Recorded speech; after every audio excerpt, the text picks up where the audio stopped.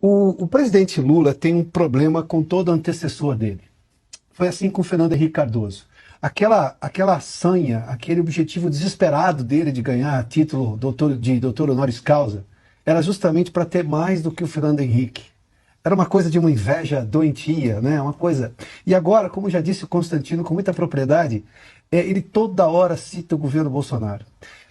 O governo atual tem 11 meses e alguns dias já ali, em tese, pelo menos, que tomou posse no 1º de janeiro. 11 meses e os ministros estão falando de trás. Qual é a proposta do governo para o futuro?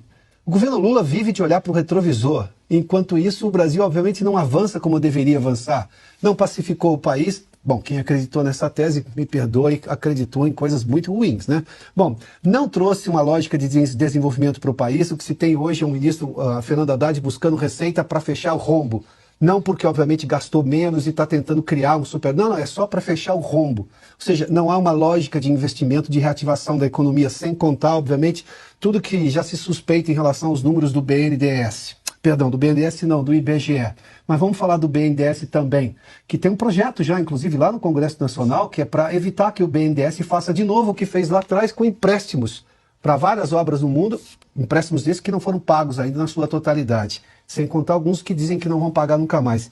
Ou seja, a gente tem um país, um presidente e ministros, né? Parece a comício político aquilo, né? Cada um fala um pouco e exalta a mesma coisa, mas sempre criticando o adversário que está lá, o governo a quem pretende suceder. Só se esse governo não está sucedendo ninguém, já sucedeu, deveria trabalhar, sai do palanque.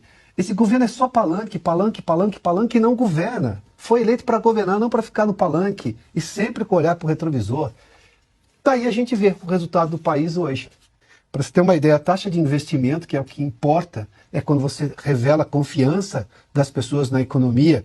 A taxa de investimento em 2022 era de 18,3%, foi de 16,6% agora. Taxa de investimento é a ideia de futuro, ou seja, está diminuindo a ideia de futuro com esse governo. Mas